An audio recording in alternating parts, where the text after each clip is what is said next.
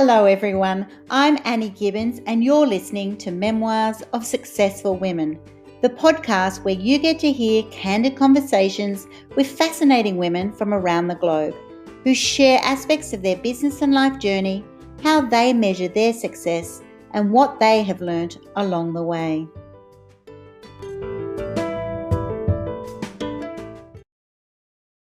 Hello and welcome to Memoirs of Successful Women. Today I'm introducing you to Sharmin Smith and we're going to be talking all things women in politics. Sharmin was a presidential candidate in the US 2020 elections and she's also the author of Taming the Tida. So we are going to be talking about that. We're going to be talking about all things making a stand for what you believe in and how do you actually go about that in the political sense to actually champion your cause, to make a difference, and then also what are the repercussions of that, because we will automatically you'll be thinking it's not good when you stir the pot, you stir a bee's nest and they will come running buzzing. So welcome to my program, Sharmin. Thank you very much, Annie. I appreciate you having me on today. So tell me and the listeners all about, why did you run? Let's just start in 2020. Why did you actually think, this is going to be a good idea? Where did that all come from, that you would be the woman who'd put herself forward in this way? Well, it actually started with the book in 2014.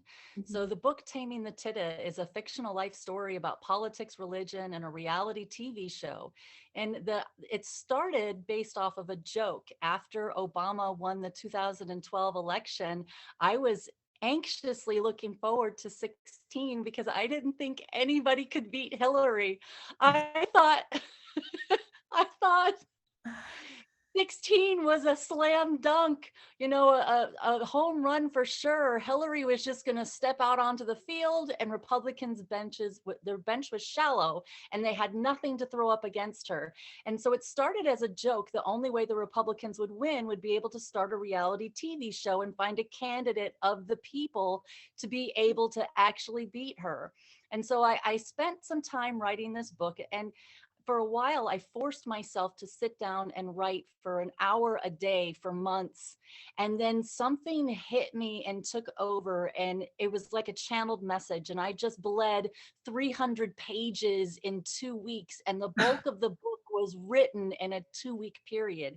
And when I snapped out of it, Michael Brown had been shot in St. Louis and everything was on fire, and Robin Williams had just committed suicide. And I bundled the book up and I shipped it off to a publisher because I didn't know if anybody would be interested in it. And I got an offer within 48 hours. But they wanted a full year to publish the book, and I wanted the book done quicker than that. So I self-published it. And I self-published in January of 2015. And I started marketing my book, and I thought maybe it would have this big viral moment and be a platform that I could use to launch my dreams and ambitions. And I landed on Newsmax in May of 2015. And a month later, Trump announced his campaign, and he switched teams and just ran his mouth like crazy and did a bunch of stuff that I said to do. And a bunch of things in the book really played out almost as though I had written them. And it was like watching somebody hijack my dream. And it was like watching my dream turn into a nightmare. So I launched a write-in campaign for president in 2016, and it obviously went nowhere, but I had to file paperwork and I got myself on a list. And once you get noticed for certain activities, it is hard to get rid of people once they are paying attention to you. Yeah. My participation in politics has come with a very hefty price, and I have paid it, but I keep coming back for more. Add that to the list of things that's wrong with me. I don't think there's anything wrong with you. I think you're absolutely gorgeous and you should just stand and represent so much. There's so much to just unpack straight away in that. So first of all, do you think Trumpy actually read your book and got some ideas off you? I don't think he read it. I think he had somebody read it for him. And yes, I do think he got some ideas from me. I Yeah. don't think he has the ability to come up with an original idea on his own. And I think we've seen so many stories over the last couple of years where he has obviously pulled themes out of movies to try to create a narrative. And I do think that he found me. And so 2015 and 16 was complicated. 17 was a mess for me. And by 18, like I didn't care. It was my dream and I was going to take it back no matter what it took. And I knew there was an uphill battle and the odds weren't in my favor, but I didn't care. I was going to do it anyways. And I absolutely love that. I love that. And it's kind of like, and hello, it's my ideas. It's my baby. It's my thoughts. It's actually, you're stealing the essence of who I am and what I represent and what I think. So even though someone takes that and then has a lot of money, a lot of power behind it, I love that moment that you just went, no way. This is actually me. This is what I represent. This is my message. January 2016, when Bill O'Reilly announced that he was doing a nationwide talk show called Who Wants to Be President? And that was the name of the reality show in my book. It really felt like there was more than one celebrity making money off of my ideas. And I was really upset about it. So when I influential woman. Yeah. When I launched this campaign in 2016 or in 2018, I hired a marketing team and their whole goal was to teach people how to give interviews, how to get on podcasts, radio and TV, and how to monetize their content. And I just thought, thank you, Lord. This is exactly what I need. Yes. And so I hired them and I paid them and they started pitching me to people. And it was great because I had all these contacts coming in and all these offers for help. And then they pitched me to Tana Gortz, who is one of Trump's senior campaign managers, senior campaign advisors. And my life got really messy after that. I took such a unique approach, but the pitch that I took, my number one campaign issue is the death penalty for pedophiles. And I really just put my heart out on the line. I came with a bunch of good ideas and I caught a lot of attention. And there was funny times where, in the beginning it was funny. In 2018, when no one knew what QAnon was or what was going to happen, it was funny to me that Trump would be watching me and I was doing things that would upset him. And it was like December 2018. It was all over the news for like 3 days. He was mad for some reason. Nobody knew why. He was screaming in the Oval Office and breaking things and nobody knew why. And I absolutely knew why. That's me. It was me. I had a new hashtag. Trump's going to get beat by a girl. Exactly. There's nothing more painful for Donald Trump to get beaten by a girl with a passion. So let's just tell the listeners, what does titter mean? Why did you call it Taming the Titter? Tell us that, because that'll make sense to who you are. Okay, yes. So taming the titta. Titta is a Hawaiian word for an aggressive female personality who will fight you. And that personality exists in every woman I have ever met throughout my life. It does not matter where she lives, where she's from, what her race is, what her religion is, what her nationality is. Every woman I have ever met acts the same way. And I want women to unleash their tittas, let them loose. It's time to get angry. It's time to speak up and it's time to speak out. We already know what they're going to say to us. We've heard all the complaints about how we're man haters and how angry we are. It doesn't matter how nice and polite we are. Let's stop being nice and polite and let's be willing to speak up and fight back. And one of the things that I really realized through this process is that my perspective, my aggression, my attitude, my personality, all of that makes me uniquely already trained to be able to handle arguing with somebody like Donald Trump. The idea that I even got as far as I did, the reality is there is pretty privilege at play in there. If I hadn't have been pretty, he wouldn't have been willing to listen to me. I know my enemy and I know how to get under his skin. And for a while, it was a lot of fun. Mm. It was entertaining to me to give a podcast one day and then hear him talk about it that night on the news. Yeah. Only he would try to sound smart and then end up sounding stupid, and it would just make me laugh more because it was easy to make him make a fool out of himself because he, his ego is so overinflated. It's easy to get him to do stuff. Oh my goodness, he's very It was predictable. it Yes. was fun for a while, but at some Mm. point in time in 2020, it became very dangerous and Yeah. it was no longer fun anymore.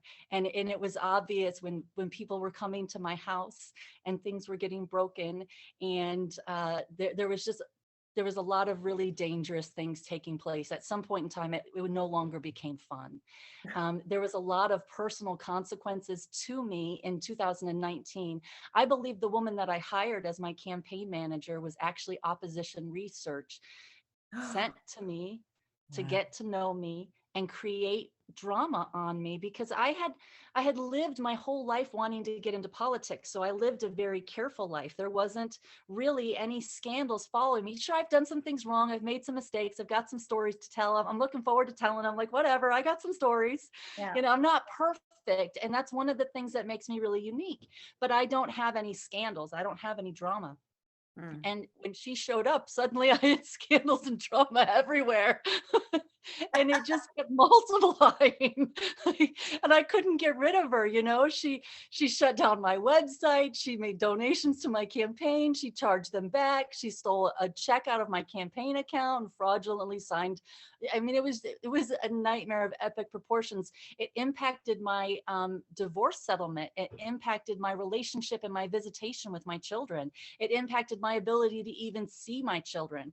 And the quickest way to shut a woman up is to take away her kids. And it worked really well on me. We all know what we say about the women that don't get custody of their kids. And the visitation I get is wonderful, but it's not enough for me. It doesn't make me happy. As a matter of fact, I'm really very angry at this woman who does not have children and does not care about the consequences that she impacted on me and my life. Had she not damaged my relationship with my children, I don't know if I'd have remained as angry as I have for so long. But there really is no wrath like the pain that comes from damaging a mother's relationship with her children. And I dislike this woman and everything she put me through. Now, it is hard for me to put into perspective that she was hired to destroy my life and she is probably a decent person. But the reality is that she destroyed my life and I can't stand her. And as I watched a lot of the stuff that unfolded in 2020, I really began to realize how well connected she was and how powerful her ability was to move media mountains. Mm. She I was involved in major news stories. Nobody knew who I was. But it directly impacted my life. There's a lot of stories that took place in 2020 that surround just the chaos that was specifically designed to divide people and destroy people. And it upset me because I could see that it was being done deliberately. And it felt like to me, they were trying to draw me out as a third party candidate so I could split the vote. And it was something that she and I had discussed at the beginning of my campaign. She said, well, what happens if you don't get the Democratic nomination? What will you do? And I said, I've already run a write-in campaign. I'll just run another one. So I was a perfect candidate because that's what they were looking for. They wanted someone to split the vote. And because I knew I had already told her that was a possibility, because I knew that's what they wanted. When I walked into huge setups where that's clearly what they wanted from me was to just step forward and media would have exploded around me, I refused to do it because I just wanted to tick them off. Kenosha is my home. And Kenosha is one of the times when it became obvious that this was really dangerous to me. Trump had been talking about coming to Jacksonville for the RNC. And I really wanted Trump and the RNC in Jacksonville because I live in Jacksonville and I know how Jacksonville is. I had this wonderful plan for what I was going to do at the RNC. And I made the mistake of calling the DNC and letting them know. And within 24 hours, the RNC was no longer coming to Jacksonville. And so one of the things my campaign manager expressed to me was big moves are made silently. And that was one of those times that I spoke up and shared my plans and it backfired on me. So as you're moving forward and whatever it is you do, keep in mind, you don't know who's listening. You don't know where they have moles. And if you have big plans to do something, you need to keep them private because otherwise somebody will do something to change it so you can't. You don't really know it, and it was really eye-opening for me to see how quickly they would move and make changes. So when Kenosha popped up, I received an email from my marketing team, the people I had hired, as soon as it popped up that they were going to call for Kenosha to be ground zero to the Second Civil War. And I took that really personally because that's my home. My nieces and nephews live there. My mother and my sister both died in hospice there with the same hospice nurse. Kenosha is very powerful and personal for me. And as I showed up there, you know, Trump was talking about powerful Democrats running the streets of Kenosha, advising people. I was in Kenosha. Kenosha's my home. I feel very connected there. And I was running the streets of Kenosha advising people, I promise you, I'm not the boogeyman. And what I saw in those streets, in the protests, were people still willing to have a conversation. People still wanted to talk to the other side. And as much as they wanted us to fight and start shooting each other, that's not what we wanted.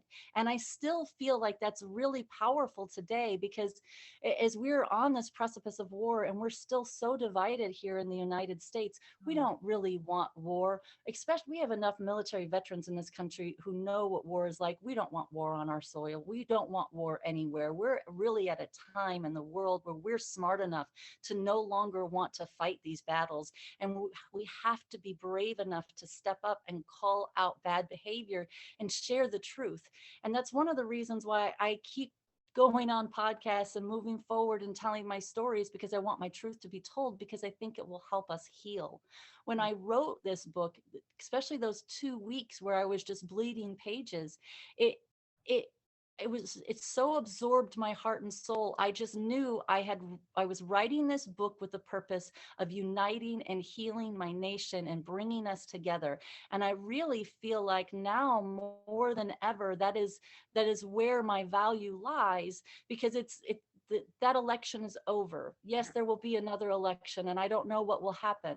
There's always another election. That's the best part about politics. Yeah. But right now, what is most prominent on my heart is just trying to figure out how we get back the other side that was deliberately lied to just to tear us apart. You know, what the Republicans and the right wing believed when they believed all those QAnon stories. And I don't know what's going on with sex trafficking rings or Wayfair, or I don't for 1 second believe 90% of the stuff that I heard, because I know who the people were making up the stories. And the story my campaign manager told me broke my heart, and I absolutely believed her, and believing her cost me everything. And I think that that's a really important lesson for Republicans who have believed what they've heard from Trump.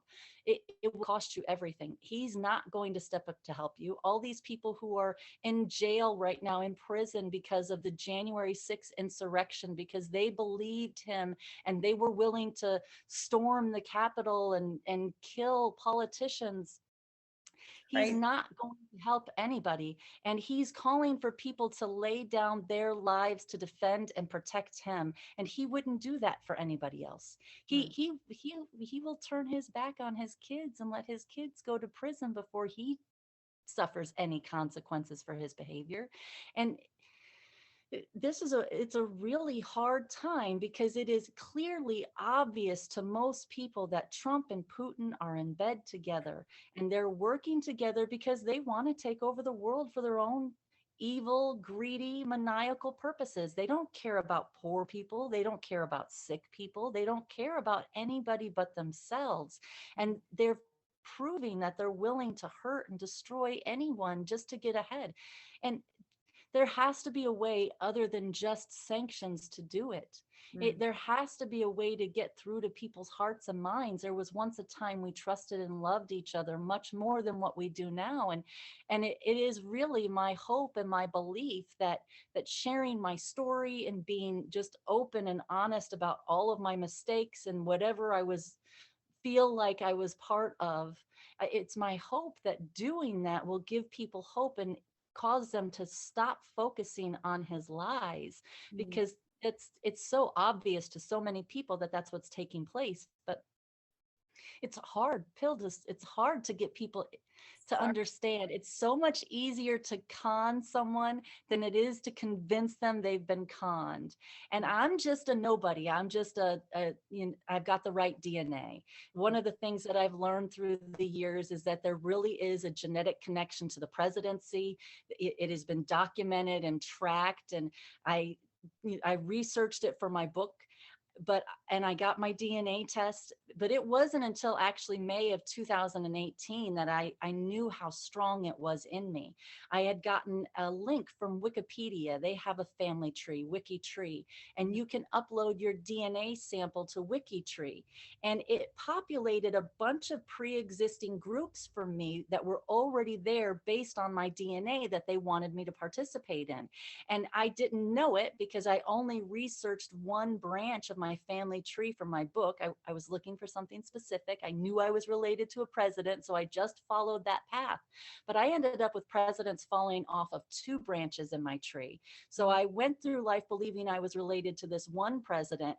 And then in 2018, I got another half a dozen dumped in my lap. And I discovered a curse. And That's right. Once you go investigating, you never know what's going to come back to you, positive and negative. you don't know what you're going to find. It's true. But the desire to run doesn't bubble up in everyone. It is a rare thing. And, every year we have between 2,000 and 2,500 people in the United States who file the paperwork to run for president. And they range from Joe Biden to D's nuts. And I'm closer to Joe Biden, but D's nuts gets better press. It's just America, So people DNA, trying to. I know anything's possible in America. What did they say? You've got this DNA, you've got this natural desire. You're political in nature, right? It totally suits you. It drives you. You've also had an incredible learning curve of, oh my gosh, in essence, and I can hear as you speak, you are a sweetie, you're a passionate sweetie, right? So you're like, I've got a heart, I want to change things. And I know in your backstory, you've got a strong desire to be looking, against pedophiles, incarceration, gun control, other sort of issues that are very serious in nature.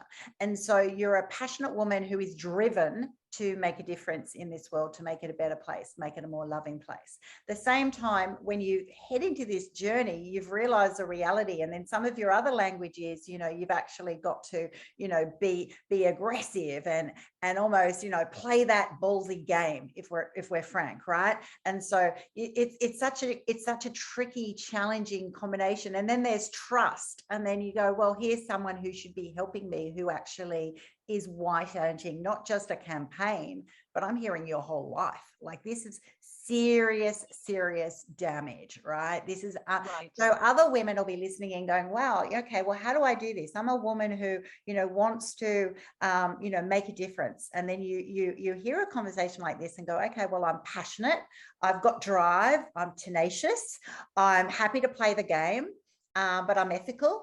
But you're also coming against, then you've got to then go, but who do I not trust, as in your campaign manager? Who do I not share my amazing plans with because I now don't trust people? It's a really hard package. I'd love you to share, what's your reality at the moment on how you're reinventing your narrative to yourself and your being, because, the next election, it will be around the corner, and you're a woman who's going to be here for the long haul, right? So right. How will that affect you moving forward to actually give confidence to people that there is hope in the system, hope in the challenge? It's not just all pre-done.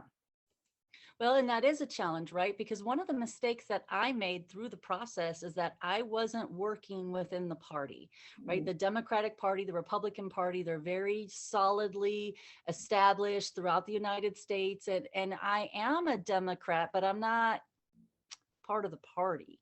Yeah. you know? So I was just out there trying to hire people and do good work and not really be part of the party, but I'm not making that mistake again.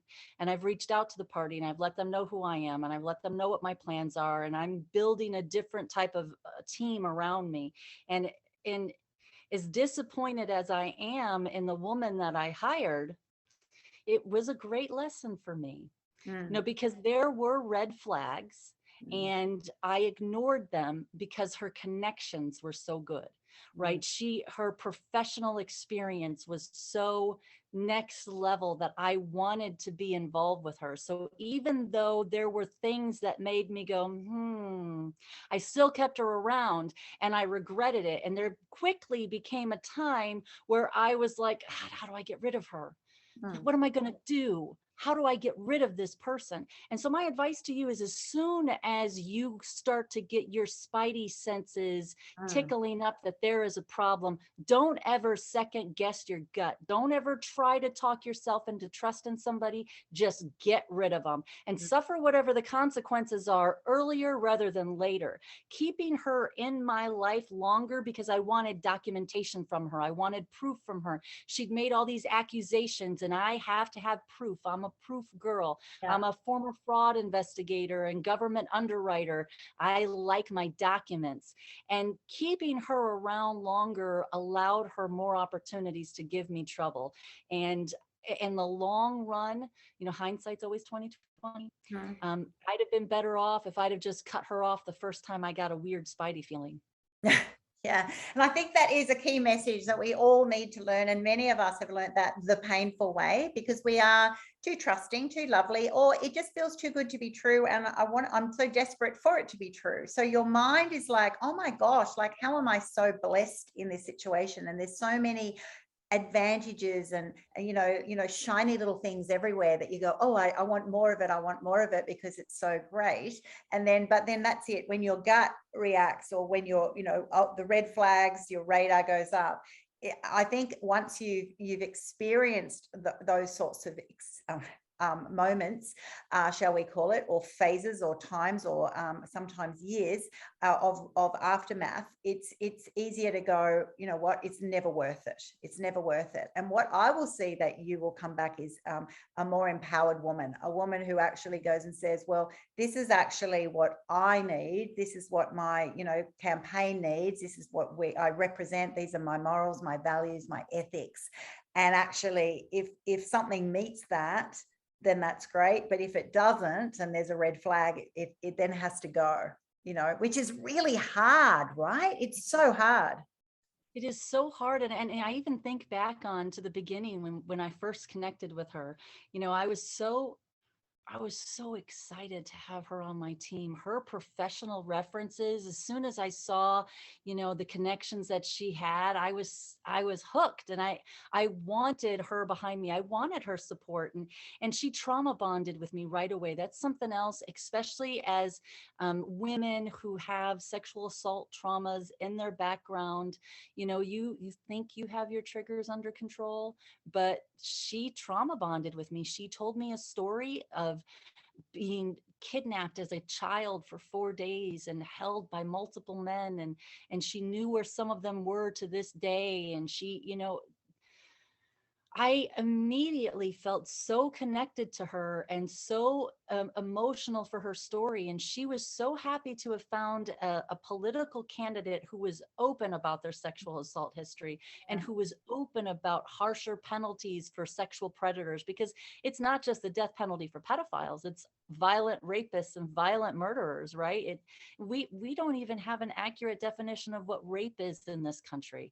In the United States, we have 50 different states, and each state has their own right to make their own definition. And some states don't allow you to revoke consent. We need some standard sets of guidelines and expectations that everybody is expected to follow. And we don't have that. I know in Australia that the women are complaining there because some of the men's behavior is so out of control in Australia, but we have a real problem here in America. And the men have been hearing women complain about bad behavior their whole life, and they still don't have a clue how they're supposed to act. I think it's so frustrating. it is frustrating, but it's actually getting a unified, a social view on and policy on what the standard is, and that there's repercussions when those standards are not met. The law's the law. So it is about saying no. It's not okay to be angry or frustrated or disappointed. It actually requires people to go, that's not okay. It's unacceptable.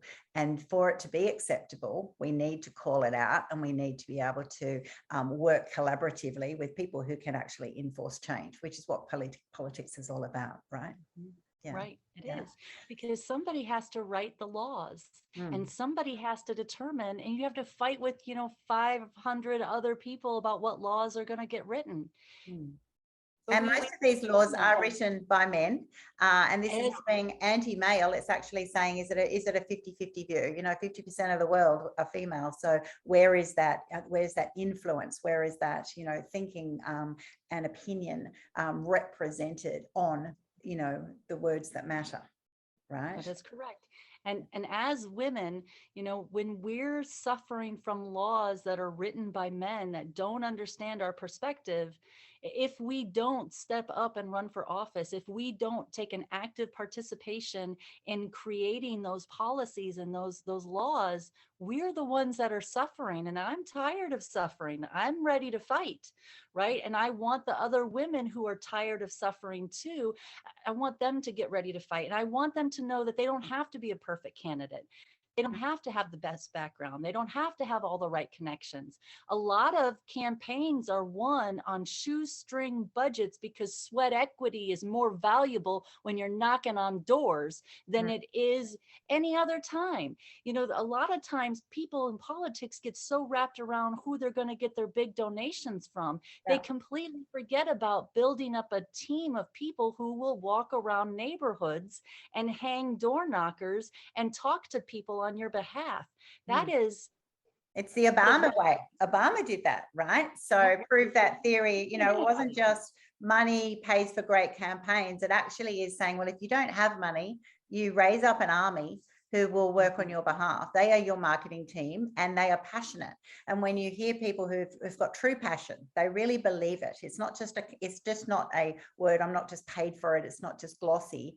It actually is real people. It's real stories. It's real hope that then results in change. If we actually get this through, then it will impact my life, my neighborhood's life, my community, our whole state, and hopefully the country. And so, I love that. I'm all into people power, which is why I've got my own tribe. And I know you've got many of yours as well, because it makes a difference being collaborative.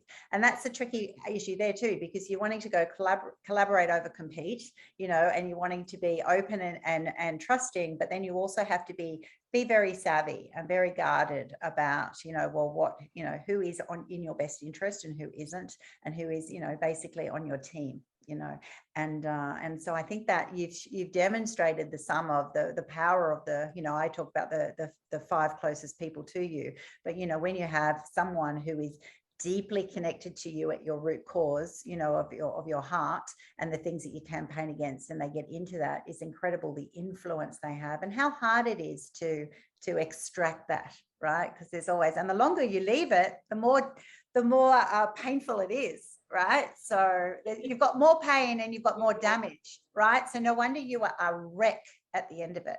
How did all of this affect your mental health? Like, seriously.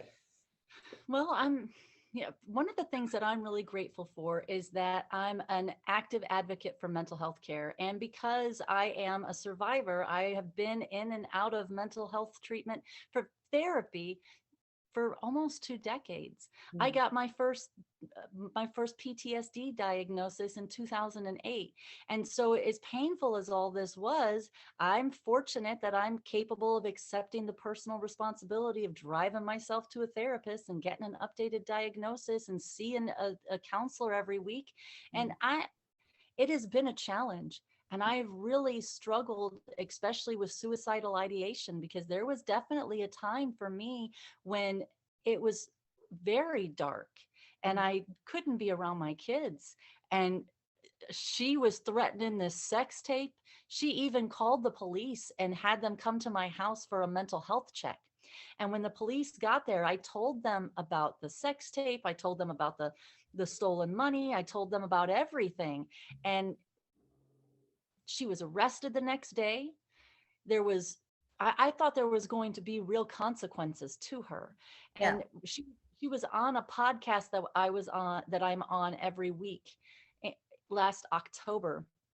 So before she came on the podcast, I went to the police station that came to my house so I could get a copy of that police report. And I asked for a copy of the police report when she was arrested the next day, and they'd all been deleted from the system. And the cops were very nervous because they didn't know where the police reports were, and they wanted to know why I wanted the police reports. And the only thing they could give me was the human resources pay detail, because anytime a police officer is called out to your house, there is a report that's submitted to HR for the pay scale to be able to track their payment and their activities. And the only thing they were able to provide me was this HR document to prove that they had been called out. But the police reports were magically disappeared, and her arrest record is gone. And had I not taken screenshots of all those things when they happened, I wouldn't have any proof. But I was a fraud investigator and a mortgage underwriter. So you can be sure I have a lot of documentation in a lot of different places, because should something happen to me, somebody else needs to know where to find it. I can imagine that little treasure trove file. You want to keep so that many one treasure troves. My poor attorney. Exactly. We send prayers to my attorney and my therapist. If you don't mind sharing, who is this little girl you're fighting for? So who is this girl that you are? Who is, your earlier life? What did you have to experience that, drove you to go, yes, you've got your DNA and you might have got into politics, but what made you so passionate about fighting the injustices that didn't just affect you, but they affect, young girls around the world? Well, I'm an unwanted child. My mother tried to abort me many times. I have a spectacular birth story because she tried to get rid of me so often. She told me throughout my life growing up that she always knew there was something wrong with me because she couldn't get rid of me. I know what it is like to be raised by a mother that doesn't want you and a father that wants you for all the wrong reasons. I'm an adult survivor of childhood sexual abuse. My father was active duty Navy. He retired out of Great Lakes pushing recruits through boot camp, so I was raised in boot camp. I come from a very hard household, and I lived a very tough life, and I have just been a tough person. But when I was probably four years old, just before my dad retired out of the Navy, he had started this business, and he owned a meat packing plant, and he processed whole animals and cut them up and sold them in his butcher shop. And this was going to be his business after he retired from the Navy. And he brought me to work with him. I would run around the freezer with hanging beef and deer all over the place. And there was a lady who came in one day, and she was a regular. She was in all the time. I was there. She convinced him to let me come home with her for the day. And I said some things to her that triggered her spidey senses. So she knew that I was being abused. And when she took me back to his shop that day, she confronted him. Ooh. And she saved my life. Wow. I watched her get in his face and yell at him and tell him she knew what was up and she was going to get him. And he hit everybody. I saw him hit police officers, but he didn't hit her. Whatever it was about this little angry Black woman in the late 70s, early 80s that scared the daylights out of my father, she saved my life.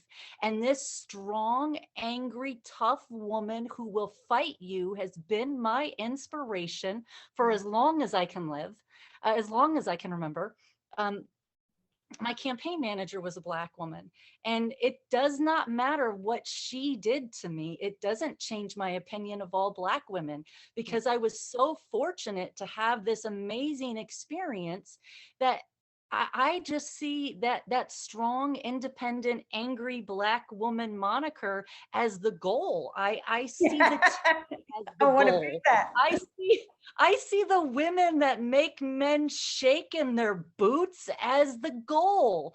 I Yeah. see them as the desire and the epiphany and the best part of all of us. You know, one of the things my dad used to say to me when I was a little girl is that I was angry when I was mad. I was purty when I was mad. And I suspect by now I am gorgeous because I'm angry all the time. Whatever it takes. Oh, thank you for sharing that. And it seriously shows me, it shows the heart and soul of Titter, right? Right. That you are that, angry woman who actually just wants things to be right, right with the world for all the right reasons. And you need to be angry to get that energy, to get that objection, to get that, that no, this is not okay, this is not right on any level to make a difference, because it's palpable, right? And I love it that woman, I had goosebumps just as you were sharing that, because I just absolutely love that woman who is actually empowered. I've got a phrase in my throat, empowered women empower women, and that's exactly what it is. That woman was empowered to actually make a stand, which could have been, how do you know, for her, even life-threatening sometimes, when you make that stand and call it out. Actually, you don't know what the repercussions are, but for her, she's like, I'm an advocate, I'm a woman, I'm empowered, and I'm not going to take any shit, right? And I'm not going to let that continue for this poor girl, because you represent women globally, girls globally who are in this circumstance. And if you don't have that kind of tenacity, that wildfire, then things won't change. So those people who go and say, well, I don't want women to be angry, well, that's right. We shouldn't have to be angry. We don't want to be as angry as we are. But if there is an injustice, if there is something that needs changing, well, we will fire up, and we should fire up. And not only that, we will unite and get a wildfire storm happening around us to actually make you take notice, to in fact change the world. So I absolutely love that. And I think you totally represent that girl who, for someone that inspired you, you are that woman now that is inspiring so many others around the world. Wow. Thank you. Okay. We could seriously chat all day. This has just been such an amazing conversation. So let's just finish up with, this, where to from now? What's your next step? What are your main causes? How are people going to find you? How can they support you in the next journey for Sharmin Smith?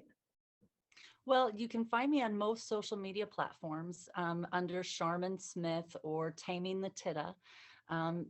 I'm working on a book right now. I actually just got the cover art for it today, and it's called Ms. Please, Lessons Learned of a Campaign Trail from a Female Presidential Hopeful. And I intend to put together just a bunch of tips and advice to share with other women who are interested in politics, and send out some thank yous and some gratitude into the universe for women who helped me and inspired me along the way. And then I'm also working on, so there'll be pre-orders, pre-sales available for this book on Amazon shortly. But I'm also working on a more detailed story of the events from the summer of 2020, because as I talk about it, I realize how valuable that information will be to help people kind of deprogram and dissect the events where they were conned. And that book is being called A Midsummer's Nightmare. So you can also find me. I've just started a YouTube channel, and it's called Sharmin's Web of Truth and Lies. And I'm going to be putting together, a collection of all of my podcasts and some stalking videos from a gang of goons that like to make my life miserable. And I like to expose them because it makes them run like roaches into a corner. Yeah, call it out. Call it out. Name and shame. Well, they thought it was okay to make threats of sexual assault to me and post my address and tell people how to find me so that they could hurt me. And one good turn deserves another. Wow. You want to threaten me, then I'm just going to put up the videos of the threats so everyone can see it and they can decide what you are for themselves. Yeah. And it's really disappointing, but you know, But it is. it is what it is. Exactly. You know, when you get into politics, you need to know that the other side is going to come after you and they're going to make up false accusations. They're going to spread lies and they're going to say horrible things about you. As long as you know what the truth is and you know their lies, you just keep moving forward. That's my game plan. You know, I've been accused of plagiarizing my book and I just want to know who it is I ripped off, because that chick is awesome and I want her to be my drinking buddy, right? Proven that you're actually the opposite. You're the clairvoyant. You're the one who knew, you predicted the political TV show. You're already ahead of the time in all of your earlier premonitions and the things that you were doing. So that is so hilarious. I think your next book should be Teflon coated, like just like, it's like, yeah, I am so assured and I'm so empowered. It's like, sure, do it. And then I'll just show everyone, yep, no worries. Because when you confront the bully, they lose the power. You actually don't hide from it. You don't get wounded by it. You're Teflon coated, right? You just go and say, obviously you've got to work really hard to get to that level. But when it doesn't hurt anymore, when you actually know it's not a truth, it doesn't affect me. I feel sorry for you. I feel sad for you if that is how you have to live your life.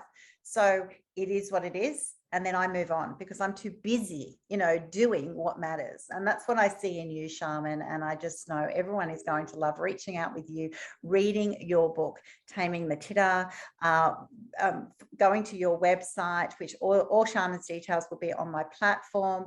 Follow this lady because she is one tenacious, awesome woman who is on a mission and to enforce change. And it is hard to do it by yourself. You need people sort of behind you, cheering you on. And that's definitely what I am doing. And I know women around the world are saying, thank you, Sharmin, for standing up and to be making a difference. And appreciating with incredible gratitude, because we know the cost. We know the cost that it brings when people rattle the cages and upset some people, right? So, although you do have the most gorgeous smile, by the way, it's about saying, beneath that, it's like, yeah, I will keep smiling and I will keep powering, but we appreciate the load that you are carrying on behalf of so many. So thanks for being on my program today. Thank you. I appreciate you.